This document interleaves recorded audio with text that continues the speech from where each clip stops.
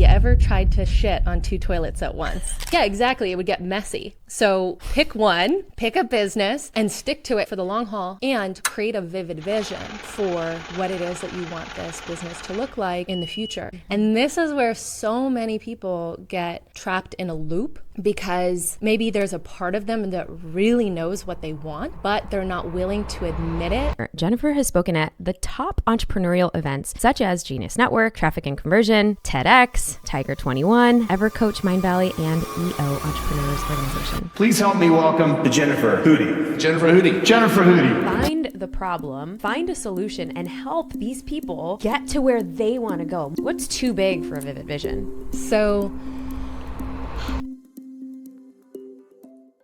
hello, Queen.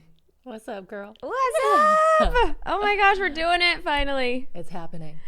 All right, so you are the queen of vivid visions. And no, folks, we're not talking about dreams, although these visions can come into our dreams.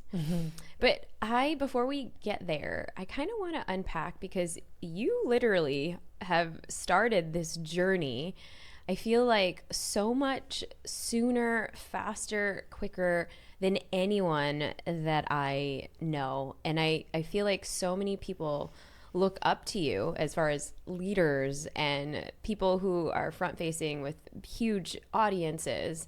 And you sometimes have been the brains behind their voice and even behind their vision. So take us back, because you've got a soul of, like, I don't know, thousands of years in a super young, fit, amazing, gorgeous vessel of yours. So take us through that journey. Well, I grew up in a very entrepreneurial family in Saskatchewan, Canada, in like a little town of 500 people. That's crazy.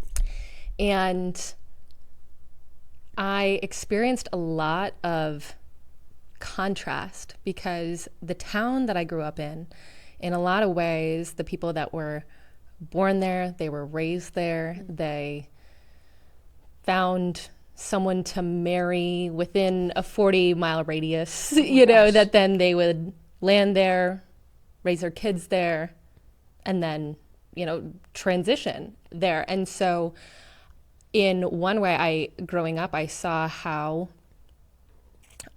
what it looked like to just live in a clear cycle where you could look into your future. And for me, I could almost exactly predict exactly what my future was going to look like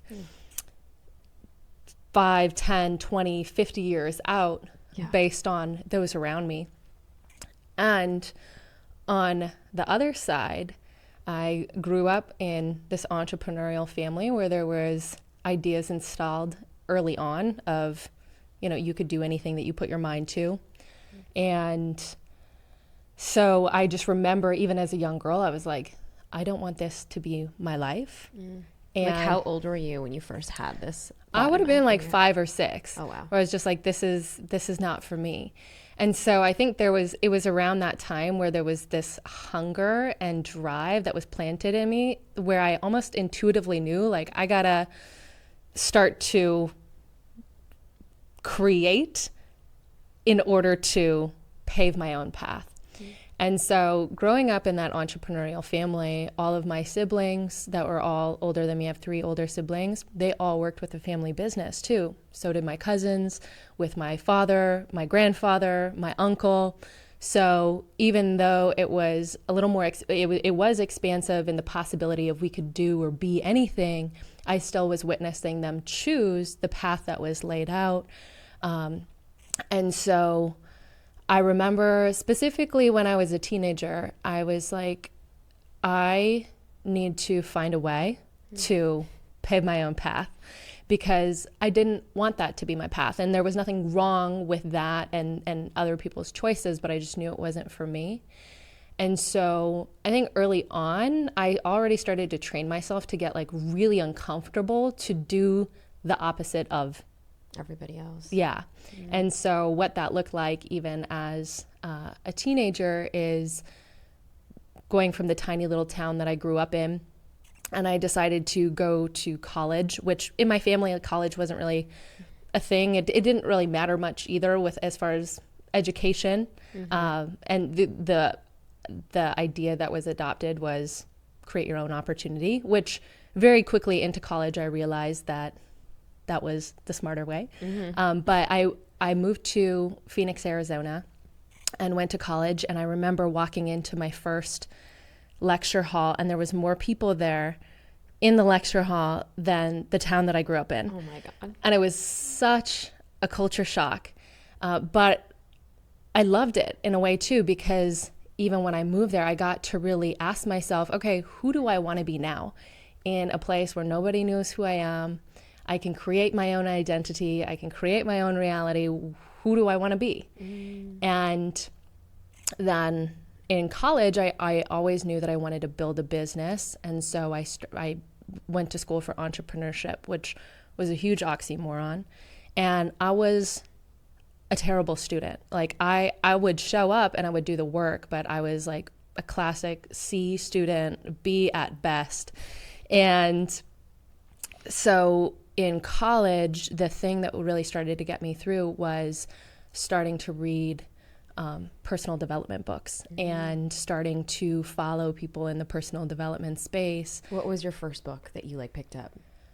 Well, my first like OG book was a friend of mine recommended the book The Complete Works by Florence Scovel Shinn, Okay. which was the woman that Louise Hayes learned from. Oh, okay. And that rocked my world. And then the classic, the very classic, like The Secret, where I remember having the distinct moment of, okay, yeah, I really do create my own reality. And so there was actually a specific moment in one of the classes, management classes that I was in, and I would show up to this class every day. I really loved it because the professor would talk about personal development and leadership and spirituality, and that was the one thing I was interested in. And so he made an email introduction that I received one day, and it was to me and this entrepreneur named Harvey McKay. And he made the introduction. He was like, hey, I think Jen should come in and work for you or intern with you. It was in Harvey McKay's business partner. And I remember being so confused because I had a C in his class and thought that he made some sort of mistake by making the introduction. And he was one of the first people that was like, hey, I know like school is not for you. Your brain is not designed for that. So let's find you a place where you're going to actually thrive. And I think it's going to be in business, which I already knew, but it was really helpful. And Harvey McKay was a very successful businessman who built a couple $100 million businesses, and he was a very well-known, or is a very well-known guest speaker and author. And so I started working for him, and that's when I got really introduced to the personal development world. And I think a lot of it was just taking the next right step, but always, even in college, like I saw how a lot of my schoolmates, there was the path that was laid out. Yeah. It was even in entrepreneurship and management, it was you go and you work for a big corporation like Frito-Lay or PepsiCo, and you go do those internships. And I always question that. I'm like, the exact path that makes the absolute sense, like that's not the one I want to take. So I was always challenging myself to just try think of, okay, well, what is it that I really want? What does that look like? And being humble enough to get it wrong like a lot of the time, and then just carve my own path. Well, and I think it's so fascinating because I feel like I met you probably when you were like in your, I don't know, early 20s, and like probably being one of the few women. It was at a Joe Polish event or like in one of those groups in one of those rooms where the average age of a person in that room is like, I don't know, like 40 plus or something like that. Yeah. Like we were one of the younger ones. And one of the only few women there. And so, and so do you think that because you were kind of also mentored by this one person, that was the doors that opened to other mentors, that was like and almost given you an advantage because you were probably the youngest one in the room and one of the few females. So can you speak to that a little bit and how maybe even anybody listening to this, you know, that's something that they could probably use in their life? Mm-hmm. Yeah. Early on, I remember hearing a quote. I think it was from Jim Rohn, the help enough people get to where they want to go and you'll get to where you want to go. And so even when I was in college and starting to bootstrap my business, I remember hearing that. I was on a drive going somewhere and it was just this light bulb moment that went off for me where I was like, who would I love to learn from? And it was some of the top leaders in business, people like Joe Polish and JJ Virgin and Mary Morrissey and a lot of these people that have become my mentors and dear friends. And so then I was like, okay, well, what skill can I learn in order to help them get to where they want to go? What is a problem that I can help them solve and be useful to them, and then trust that it's going to work out and I'll find my way. And so early on, that's one of the biggest things that I did. And specifically, I learned the skill of copywriting, which still to this day, it was such an act of trust. I remember distinctly get like an intuitive hit that was like, you're going to follow this path. You're going to be a copywriter. Trust me. Like I just heard that voice and I was like, I'm dyslexic. Like I literally have dyslexia. The worst speller in the world. Okay, did not know this. Yeah, and so I was like, okay, well, I'm going to learn this skill then. And I started every day. I would wake up 2 hours early and I would go to a coffee shop. And I heard on a podcast somewhere that you just start writing really good sales copy by hand because it'll start to train your brain what to look for. And I started to study the best copywriters.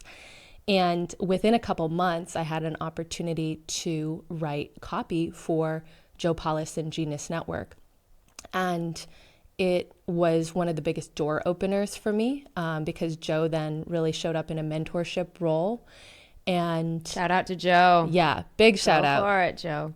Yeah, huge. And so then for me, it created like a hunger and a drive just to keep upping my own skill set and keep helping the people that were showing up that I could help that happened to be the people that I really wanted to learn from anyways. So I remember even when I went through that whole season of building my company Conscious Copy for 7 years, I was like, this is the best MBA I could have ever gotten because I get to be behind the scenes of the top companies in the world and study and really understand how they think and how they communicate.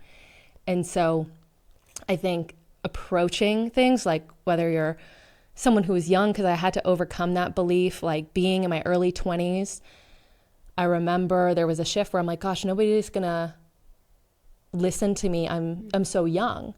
And I remember there was a wise woman that I met at an event. And she's like, what if that's your competitive advantage? And just decide that you being a woman and you being young is actually your advantage, and then just keep your head down, keep doing the work, and keep showing up in creating value for people. And that's what I did. Oof. I mean, that's huge. That's huge. I want to even like unpack, and I've always known you're brilliant, but like you just sharing all of this, I think it's so, I mean, for me, not only as a mom to kind of be like, wow, you guys need to follow, my friend, Auntie Jen, look at her footsteps. But not only that, but I think also as for anybody listening, I think so often, and I think that it's so easy to just paint this picture that, I don't know how to do that, and I'm just gonna follow what everybody else is doing because I think that's like the right thing to be doing, where you actually asked a different question, and your different question was really about how can I find the problem, find a solution, and help these people get to where they want to go. Most people don't ask that. Most people don't even have that in their mind or their brain to even think, hey, how can I help this other person? Because, well, with, you know, this Jim Rohn quote, I mean, that says everything. And I think sometimes I feel like that's kind of the problem with humanity these days, is we're only thinking about what's in it for me instead of how can we serve. Serve love is one of the mottos that Ajit and I, like, that's kind of, you know, what we've had as our core. What do you think contributed to that being a huge mindset point for you? Because I feel like there is a theme in your trajectory. Well, I have to definitely give props to the parents that I grew up with and how they showed up in generosity and really witnessing that. And that was just such a core principle in our family. Like, that was really how success was marked in a lot of ways. So I felt like the seed was planted, but I wasn't really open to listening to them and taking the call. I think it was like the seed was planted. Sheep, the black sheep. It was, the seed was planted and it was in the background. But I gotta admit, there was many years where I was just like so hyper focused, and it was all about me being the baby of the family too. And then it was starting to study leaders that I really admire and respect, and seeing how I would always look at, okay, what are their characteristics? What are their ways of being and how they operate? And generosity was at the forefront of all of the leaders that I highly respect and admire. And so I think too, at first it felt a little bit awkward, but I was like, okay, let me just try to embody this a little bit more in how I operate and how I think. And because they clearly have things figured out. Yeah. And well, because I want to kind of, you know, double click on your ability to have, you know, even that download of, okay, I'm going to be a copywriter. And how did that even, because would you say that is also the contributing factor for you to then shut that down years later to get into, you know, this next evolution of yourself? Yeah, it was, so taking you back, when I was wrapping up college, one of my number one drivers was that I wanted to make sure that I had built a business that was self-sustaining, that I could step into full-time even after college. And so the final few years of my college experience was really focused around that. And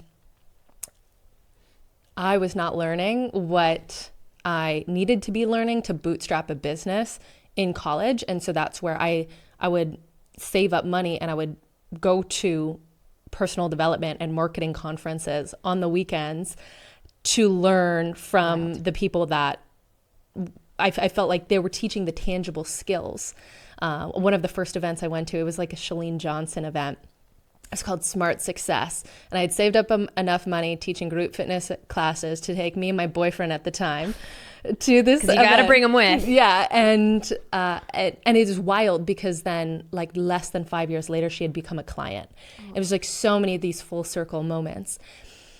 And so I felt really hungry to build something to step into full time. And so there was a distinct conversation that I had with another entrepreneur, Cameron Harold, where I went out for dinner with two of my guy friends. We were all in college bootstrapping our businesses. And one of them found out that this super smart entrepreneur, Cameron Harold, was going to be in town. I don't know how he figured out on social media or something. So he reached out to him and he was like, hey, would you be open to going for dinner with 3 budding entrepreneurs in Tempe, Arizona, when you're here? And for whatever reason, he was like, sure. And so, There you go, Cam. Shout out to Cam. yeah. And Such so a good guy. it was the four of us at this dinner. And at the time I was like dabbling in two businesses. So I was sort of doing copywriting on the side. And it was only because I was learning, I had another business in the fitness space. And so the skill sets that I was learning of how to make that fitness coaching company successful, I was learning copywriting. And so I was just transferring the skill to help others with it as well. And at that dinner, Cameron was like, tell me about your business. And I was like, well, I have two and I'm building these both. And he was like, first thing, cut one right now. Which one are you going to cut? And I was like, what? And he was like, have you ever tried to shit on two toilets at once? And I was like, no, like what the hell? And he's like, yeah, exactly. It would get messy.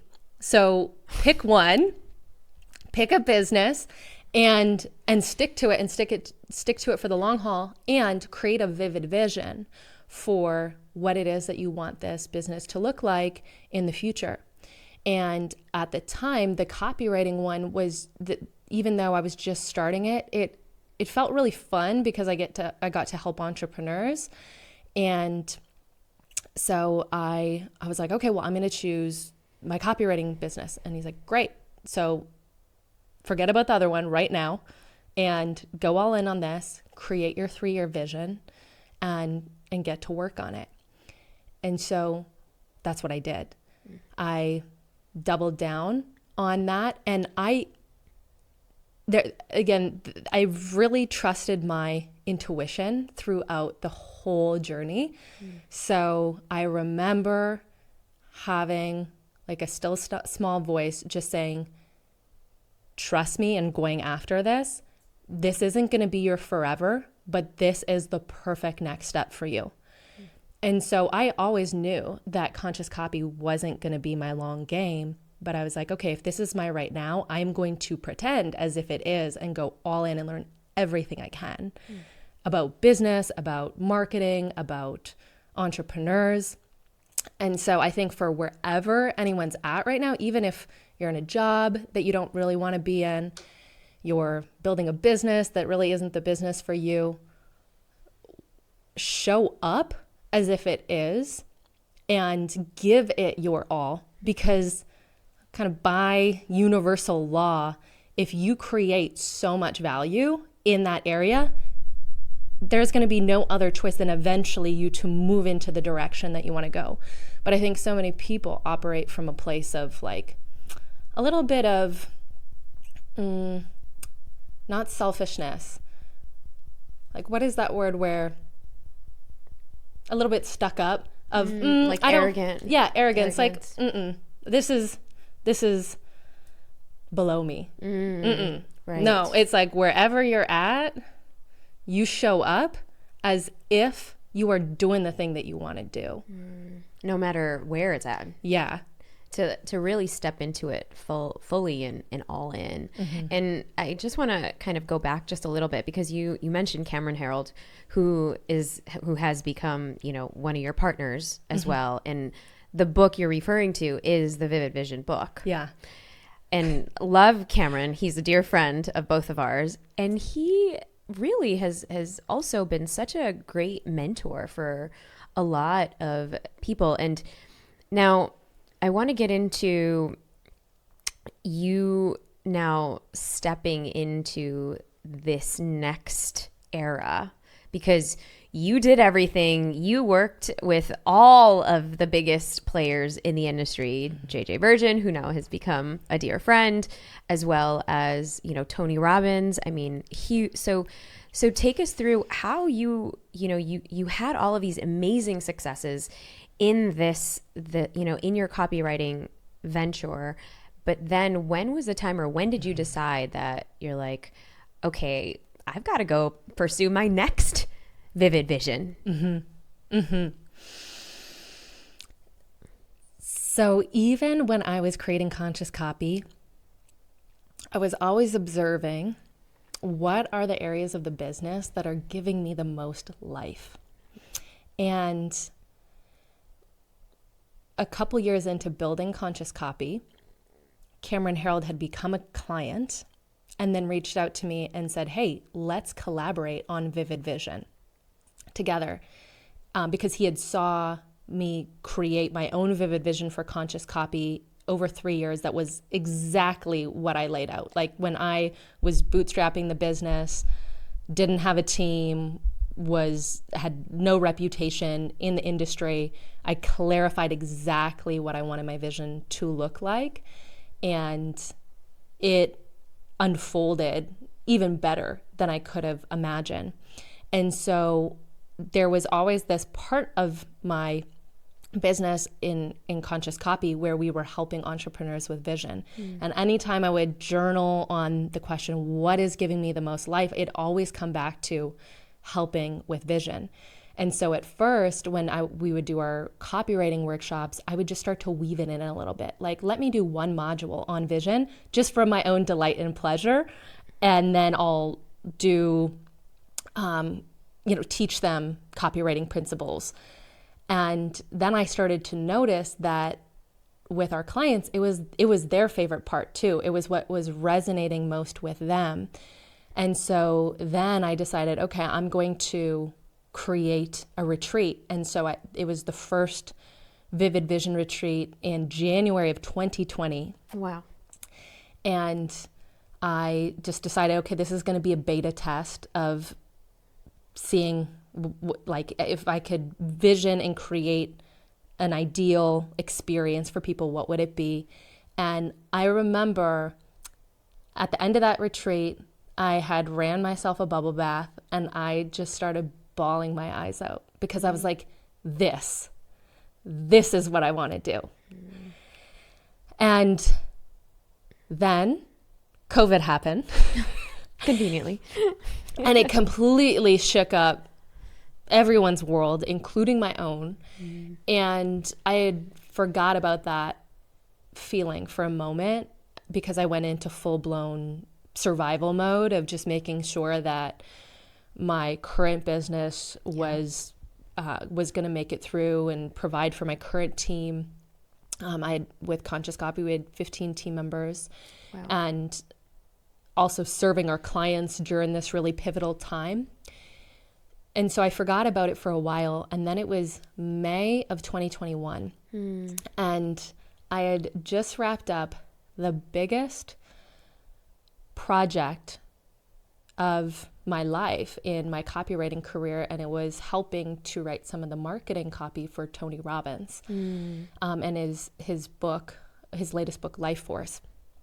And it was literally my dream client, my dream message to get out into the world. And everything about it was amazing. Like their team was incredible. Working with Tony was like absolutely amazing. And I'll never forget that as soon as I sent out the product, I was like, I don't think I ever want to do this again. Oh, wow. And I remember sitting there at my computer in my office, just being like, this ain't it. I literally, like, this is the vision made reality for this season. And it isn't rich and exciting enough for me to imagine that this is going to be my next 10 years. So then I really started to reevaluate, okay, well, what does that look like? Or maybe it was also like, mic drop, I just hit the peak of this mountain and all right, on to the next. Yeah. But it was about a year where I had a difficult time being fully honest with myself. And that is where I think a lot of people get stuck. Yeah. Around clarity. Yeah, can we unpack that? Because I feel like everyone has different ideas or definitions of clarity. And I know that within all of the Vivid Vision retreats that you've held, that so many of our friends, go to, they plan out their time to attend annually. And how do you actually define it before, is it through the process? Is it something that we can just unpack here? Yeah. So the model that I like to use when it comes to clarity is it's a spectrum. So imagine on the left-hand side, there's the unknown. And then on the right-hand side, it's the known. And clarity is the known. And if you were to ask most people, explain to me the feelings or sensations that you have when you're clear, they'll usually say, I just know.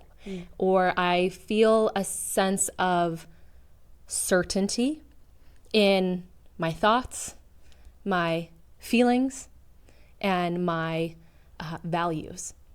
So I think of it as head, heart, gut, gut being values. Yeah. And so clarity is when those are all in alignment. And so what happens right in the middle of this spectrum is confusion. And confusion is thinking you should know something, but you don't. And this is where so many people get trapped in a loop, because maybe there's a part of them that really knows what they want, but they're not willing to admit it because of the responsibility that it's going to require for the knowing. And so instead, they'll opt for confusion, because confusion is a easy cover-up for avoidance. Oh. And we don't have to do anything when we're Yeah. in confusion. Yeah, I don't know. And then you're just in idle. I don't know. I'm confused. And that becomes the excuse. And we don't have to make a decision because we're confused. Yeah. It's sneaky. And that I would say 80 to 90% of the people that I work with, they are actually clear, like some part, or if not more than that, 90%. There is the part of them that is clear. So much of our work is like unraveling all of the beliefs around and the fears of what will happen when they're clear. Ooh. Well, and so what would you say to people who, because you're helping people create like a vivid vision, and that vivid vision sometimes is like audacious, it's bold. And in your experience, do you find it that, are people truly setting out their vivid vision, or are they usually kind of dimming their light, or only thinking that, their vision could be maybe half of it or a quarter of it, or let's not think too high, or let's not dream too big? Like what's too big for a vivid vision? Yeah. So these are all beliefs that just stand in the way of the clarity. And it all comes down to radical self-honesty. Being honest with yourself of what it is that you really want, which can be so vulnerable for people. And so I have a lot of leaders come to me and say, is this too big? Is this too small? And I always bring it back to them, because when it comes to a vision, we want it stretchy enough where you have no idea how you're going to make it happen. That's part of the game. That's part of the delight. But also finding that sweet spot where your subconscious brain can get online to commit to bringing it to life. So for example, I had a client, and for helping them through the vision process, they had a company. They were doing about $10 million in revenue. And we were trying to find the sweet spot around their growth for the next 3 years.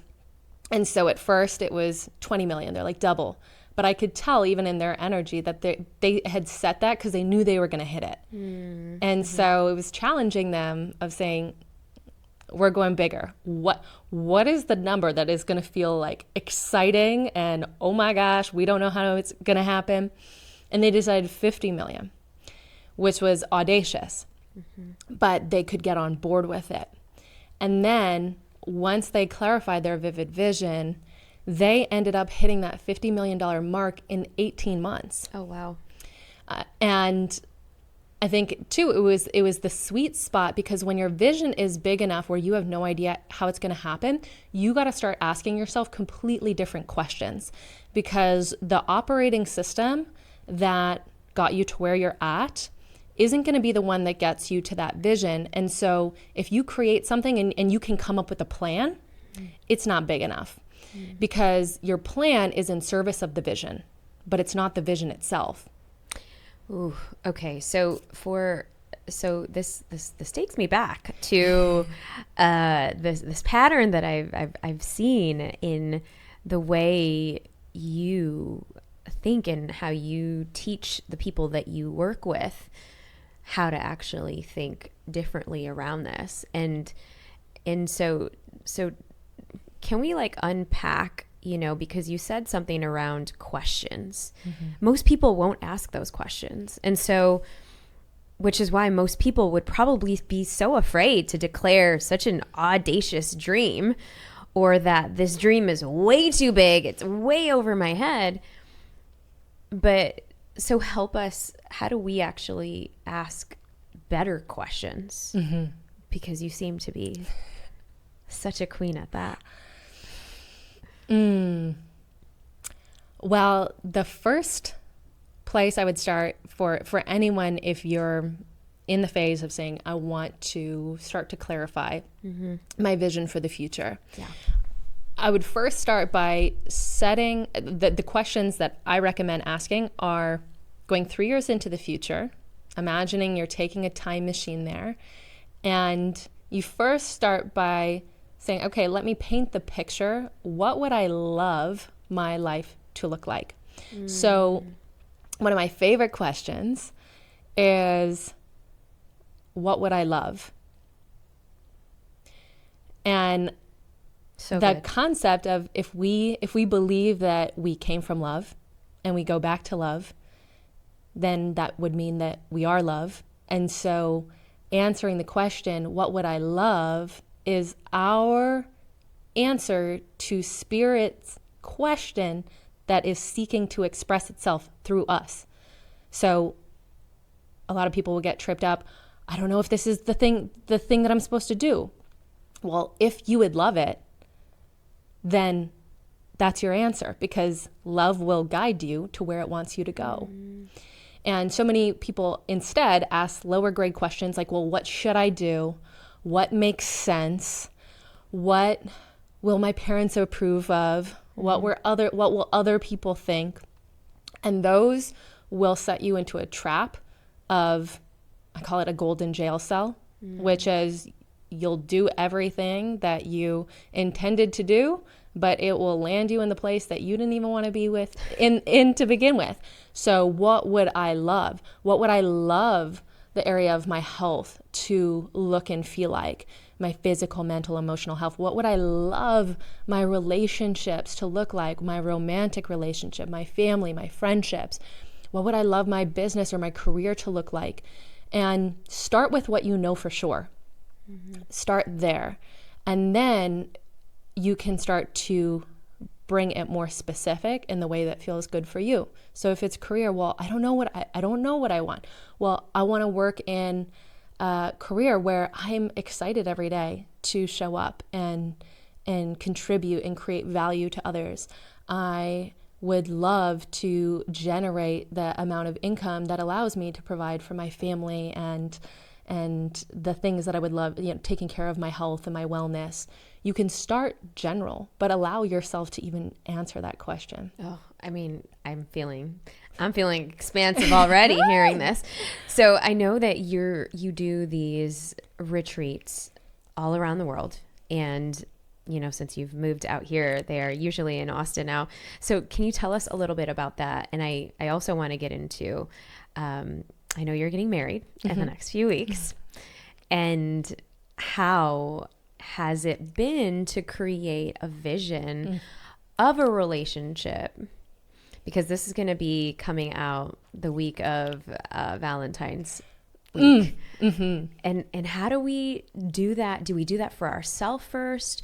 Do we do that to manifest the man or the woman or the person in our life? How has that been to create this with Alex, who's also a dear friend? Well, before we met, I created my own personal vision of what I wanted in relationship. And so what you wanted in relationship. Okay. Yeah. So how I wanted to feel in the relationship, how we, waking up every day and looking at the man of my dreams and just feeling so blessed. And I created the values that were most important to me in a person. So growth and honesty and contribution and adventure and fun. And this is a little trick that I suggest for anyone who is creating a vision. You always add at the end of whatever it is that you're writing out, you say this or something even better still, for the best and highest good of all. Ooh, for the best and highest good of all. Yeah. I love that. Because if it's not good for you and it's not good for someone else, it's actually not good. So we're going for divine order. And still to this day, I'm still working on my vows, but I think like it was so much in the relationship, it has been the something even better still. So it's laid a lot of the foundation and framework, but there were so many things that I didn't even know that I wanted in relationship that I get to have in the partnership with Alex. And then it was about 6 months into us dating, I do a yearly reflection ritual. And so I asked him to join me on it. And so we started to create our vision for ourselves individually, but then also as a couple. And I think no matter where you're at in relationship, it's always important for you to create your own vision first, and then you create your vision as a couple. And then even as we step into marriage, the last year, we've really sat down to map out, okay, well, what is our vision for the next 5 years, 10 years, 20 years in relationship? And it's been really key to make sure that we were actually aligned, that we wanted similar things. And I think that's so key in relationship, because if people want completely different things, then there is this friction there all the time. Right. And, the tendency to like grow apart is definitely there. And I've seen this firsthand with the way you and Alex just pour into each other and are so intentional about your quarterly meetings and weekly meetings and monthly, catch ups, and also being able to create and really embody a vivid vision for yourselves and as a couple. I think it's so neat. Thank you. Yeah. Yeah. And I mean, this year, as I was sharing before we went live, we've really went through a dark night of the soul in our relationship that was so challenging, that really brought the both of us to our knees, and we're like, okay, we gotta learn new capabilities that we haven't learned before in order to see it through. But for me, the vision was such a key piece, because I kept anchoring into, I know we can get through this because we're aligned on our future. Like we both want the same thing. And so whatever content is right here, this must be the content for our curriculum, because we want the same thing. In curriculum, you mean the work that needs to be done. Yeah.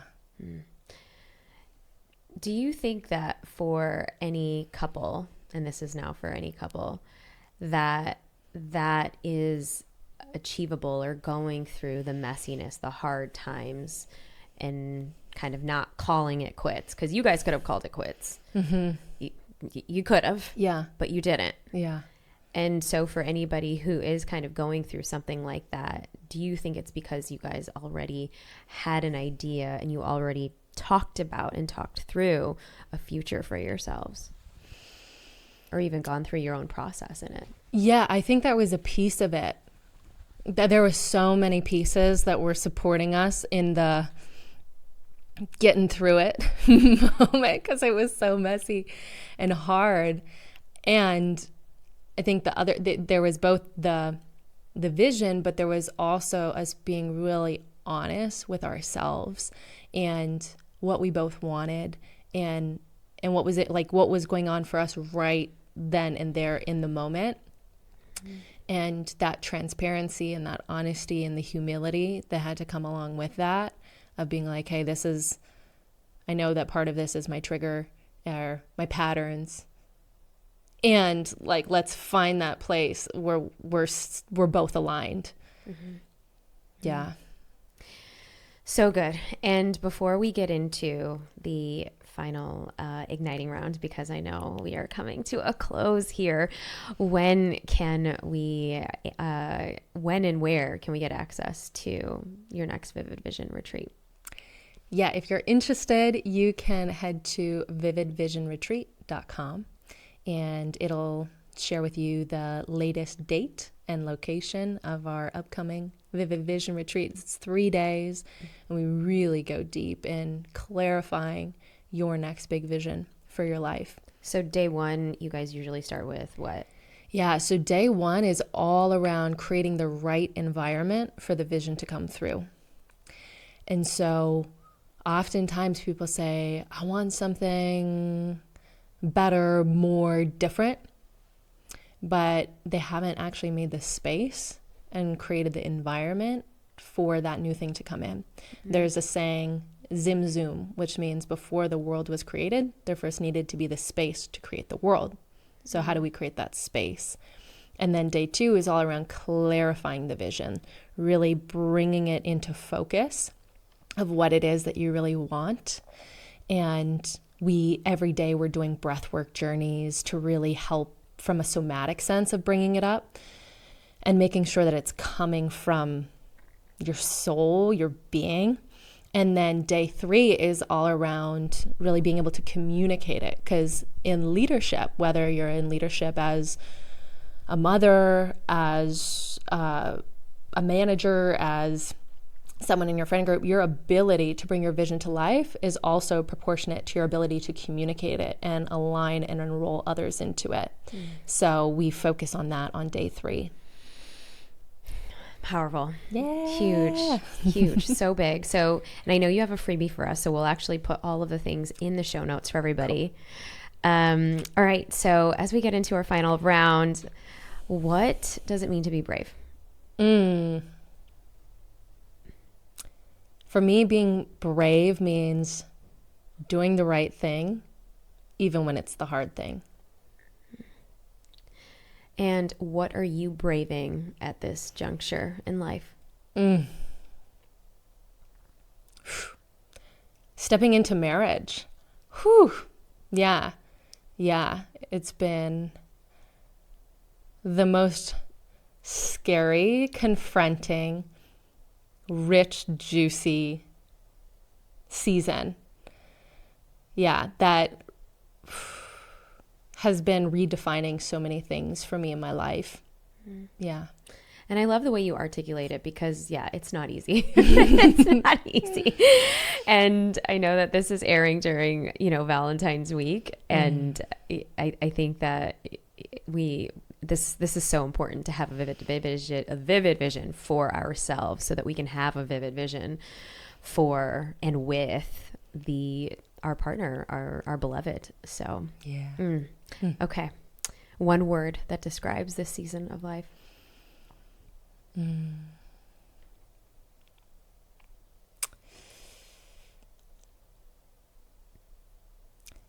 I would say the word is gestation.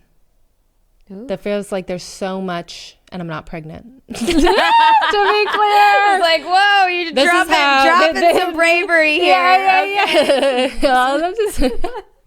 No, but some brave gems here. Yes, but there just feels like there's so much that is being behind the background, forming into the creation. But I feel like I'm kind of on the tail end of it. But the last few years has been this just growing, building season behind the scenes. And it's really cool to see everything starting to come into form. Yeah, and it's divine timing. Yeah. Love all of that. Where can people get a hold of you? Yes, so you can, I don't really use Instagram a lot, but I'm getting better. So you can Follow me on Instagram at Jen Hudye, and it's JENNHUDYE.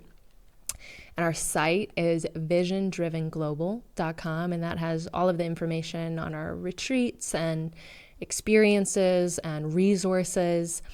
And then a little gift that I would love to give to everyone is this really powerful visioning and breathwork track that actually my fiance Alex and I created called the Vision Amplifier Experience. Oh, and so it's a morning and evening track you can listen to right in the morning and then right before you go to bed. And it's some breathwork and science-backed visualization to really help you start to clarify the vision, but also embody it, because that's such a key piece. So you can just go to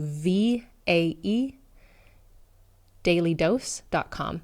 VAE Daily Dose. And we'll put all of this in the show notes. Oh my gosh. Jen Hudye, soon to be Moscow. Thank you so much for your wisdom. And it's so clear that, you know, your path has been marked by always having this clarity and really trusting your intuition and being able to literally live that vision out in its fullness and its entirety. So thank you so much for playing with us, being on the Brave Table, sharing your incredible wisdom. Come back again soon. Thank you, love. Until next time on the Brave Table.